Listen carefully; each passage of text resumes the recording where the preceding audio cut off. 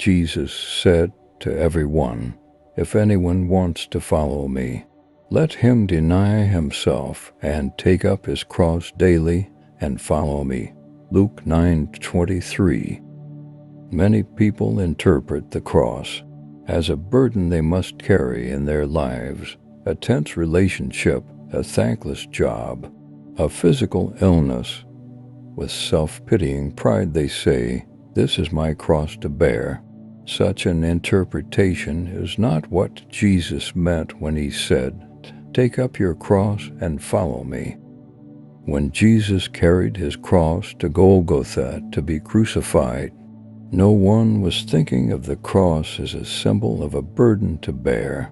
For a person in the first century, the cross did one thing and one thing only: death by the most painful and humiliating means that human beings could devise.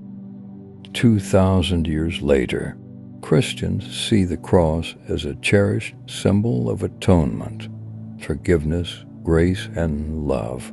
However, in Jesus' day, the cross represented nothing more than a tortuous death, because the Romans forced condemned criminals to carry their own crosses to the place of crucifixion.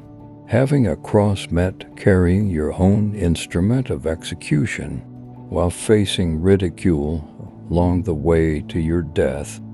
Therefore, take up your cross and follow me means being willing to die to follow Jesus. This is called dying to self. It is a call for absolute surrender. After Jesus ordered to take up the cross, he said, "For whoever wants to save his life will lose it. Whoever loses his life for my sake will save it. What does it profit a man to gain the whole world if he loses it? Yourself, or causing harm to yourself?" Luke 9:24-25, Matthew 16:26, Mark 8:35-36. Although the call is difficult, the reward is incomparable. Wherever Jesus went, he attracted crowds. Although these crowds followed him as Messiah, their view of who the Messiah really was and what he would do was distorted. They thought that the Christ would inaugurate the restored kingdom. They believed that he would free them from the oppressive rule of their Roman occupiers. Even Christ's own inner circle of disciples thought the kingdom would come soon. Luke 19:11. When Jesus began teaching that he would die at the hands of the Jewish leaders and their Gentile masters, Luke 9:22, his popularity sank. Many of the shocked followers rejected him. Truly, they were not able to kill their own ideas, plans, and desires and exchange them for his. Following Jesus is easy when life goes smoothly. Our true commitment to him is revealed during trials. Jesus assured us that trials would come to his followers, John 16:33. Discipleship requires sacrifice, and Jesus never hid that cost. In Luke 9:57-62, 3 people seemed willing to follow Jesus. When Jesus questioned them further, their commitment was, at best, only half-loved. They could not count the cost of following him.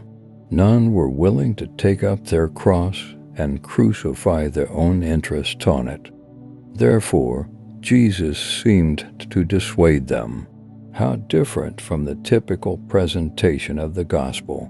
How many people would respond to an altar call made something like this: "Come follow Jesus, and you may face the loss of friends, family, reputation, career, and possibly even your life."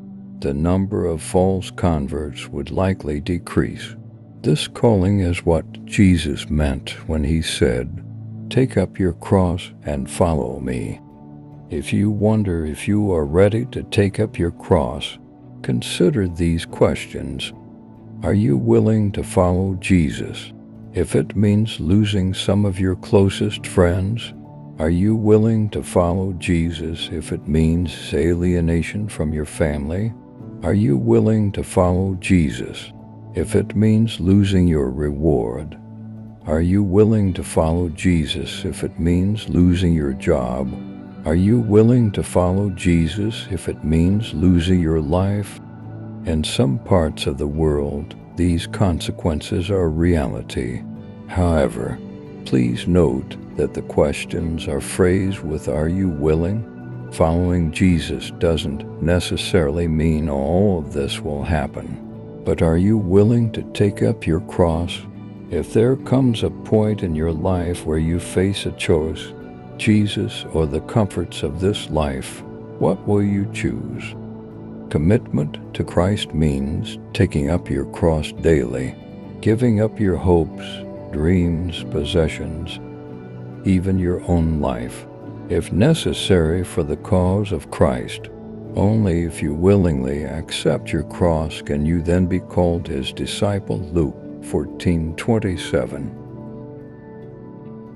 The reward is worth the price. Jesus followed his dying call himself, "Take up your cross and follow me," with the gift of life in Christ.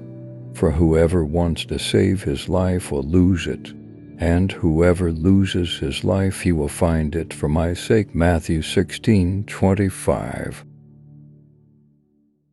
Renouncing oneself is being willing to carry the cross. The setbacks and difficulties typical of each person's life.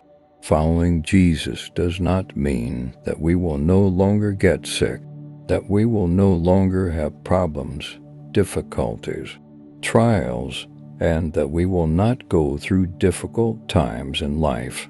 Following Jesus means embracing all of this, but not alone. Embrace with Christ, with love, with all our soul and heart, our daily cross. If I want to renounce my pride and selfishness, carry out my obligations and commitments every day, and not run away from my responsibilities, I can go after Jesus because he goes ahead at my side, inside me, directing me wherever he wants that I go. And if you liked it, leave your like and subscribe to the channel so you don't miss a single video. God bless.